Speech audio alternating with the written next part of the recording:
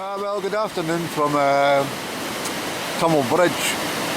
That's the River Tummel, which is in spate at the moment. And this is the power station where I'm standing at. Some Gestapo officer came out and asked me why I'm parked. I said, well, I'm going to take a photograph of the river. What do you think? It's a public car park. And he was not amused. Well, I wasn't amused either. I told him to fuck off. No, I didn't. But I think he's just wanting to be important, to show that he's worth his wages. I'm actually stopping for a piss. You probably think that's all I do with my life is piss everywhere, but I don't have a problem with incontinence or a weak bladder or anything. It's just that I left home about 11 o'clock. No, before that, Andrew. And I've been in Aberfeldy shopping. So it's quite a spateful river, as you can see today. Not even good for canoeists. Very risky stuff. But, anyway, there we go.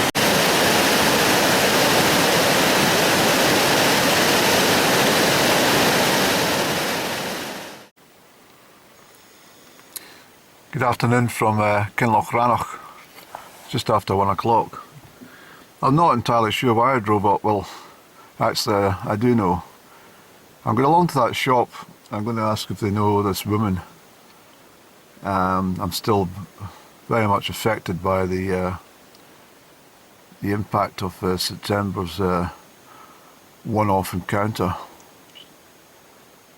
This is such a dreadful place, miserable in winter, a long winter up in this part of the world.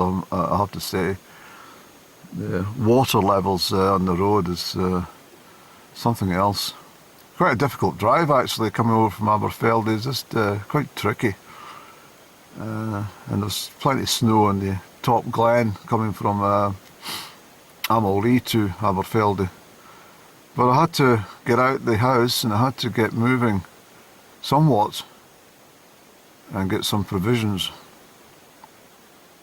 I spent a little while in the post office in Aberfeldy boring a woman to bits, making her very miserable when I was telling her about seasonal affective disorder and how it affects me. I could see her getting quite miserable talking to me. I said to her, thank you very much for listening to me. She says, that's all right. But I think as soon as I left the post office, she might have said to her colleague, what a miserable bastard he is. I can't help it, it's just the winter blues. I was looking at some overseas trips last night, but they are very expensive for very short durations. I don't know why they're so expensive. I would make my own way and cut the cost, but sometimes that's not very clever, because you can end up stranded unless you do your homework very good. Yeah, it's never very good. In fact, even in this country, in Scotland, you can hardly. In fact, I'm going to stop off at the Loch Tummel Hotel on the way back, see if there's any, any good rates. Hopefully they're still open in January, but yeah, even like these places, you used to be able to call them directly. A receptionist would answer the phone and get booked in, but now it's all done from a central point, or it's all done online. It's somebody picks up the paperwork a later hour. But so I'll go round to the shop and I'll make inquiries. I'm outside the Kirk. It's still closed, unfortunately. It's just the way it is, isn't it? Okay, I've just come back from the shop. I was getting tobacco, so I forgot tobacco in Aberfeldy, so that's fine. And I also got carrots, because I forgot carrots. That's a carrot, isn't it? Yes, that's a carrot. It seems a long way to come for a couple of carrots, but as I say, it's been on my mind to find out this woman. And as you'd probably expect, being not known to the shop assistants, they now think I'm completely fucking bonkers.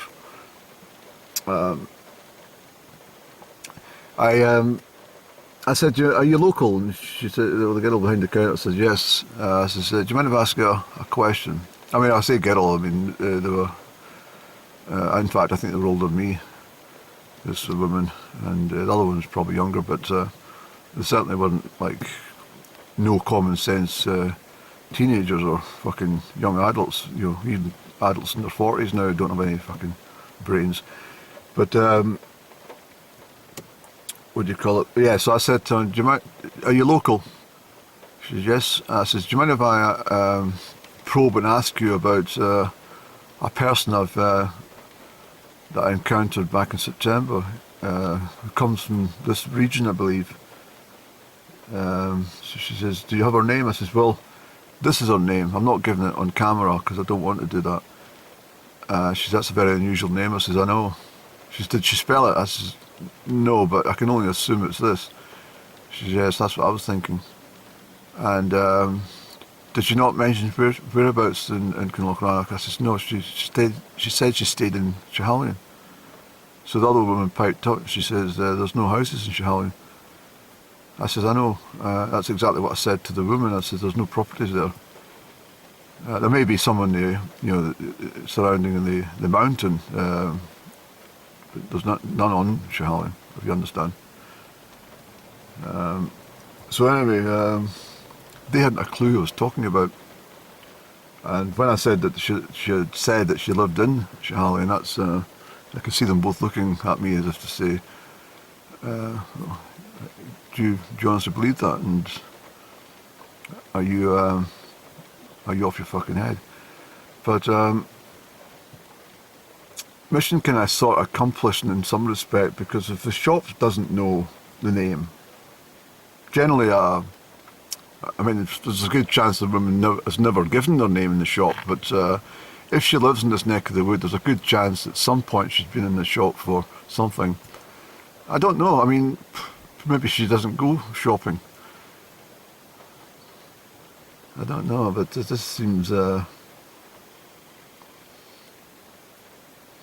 it's really bizarre. Even though I'm talking about it just now, I can feel this woman kind of saying, what are you looking for me for? Because you know who I am, and you've worked it out yourself, and I'm with you presently. You don't need to go searching for me.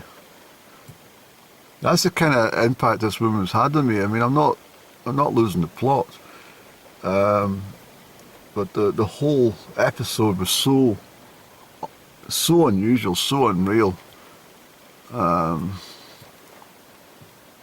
It has left its legacy, I have to say.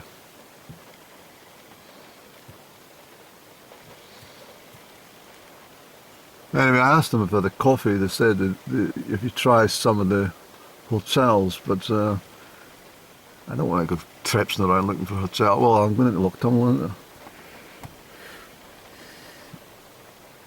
it? It really is the most miserable place to... I mean, it's well, like anywhere where it's teeming the rain, it's not very nice, is it? I'm disappointed the church is not open though, because I would have went in.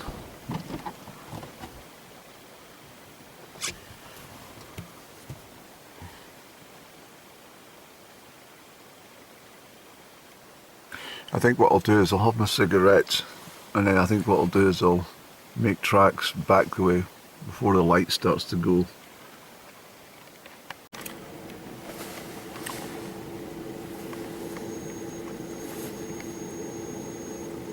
I've been here for 5 minutes. I didn't realise it, but it was 10 to 2 when I arrived at the entrance to the Loch Tummel Hotel. It's closed up though. There's a few cars, but there must be, I presume, the staff doing maintenance. No one's shown face apart from the robin. He sat on top of my open door here when I was trying that door. Honestly, I arrived here at 10 to 2. Where's that robin going? Boop boop. Boop boop. Where is he?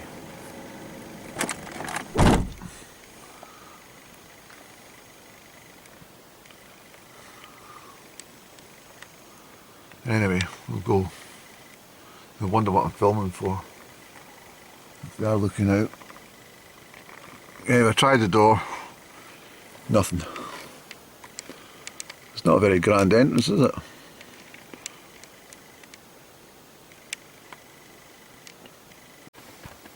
That must be the staff quarters. I was just approached by some Lithuanian, I think he was. Yeah, Lithuanian, I'm sure he was. So he says it's closed for a week. There's that robin there.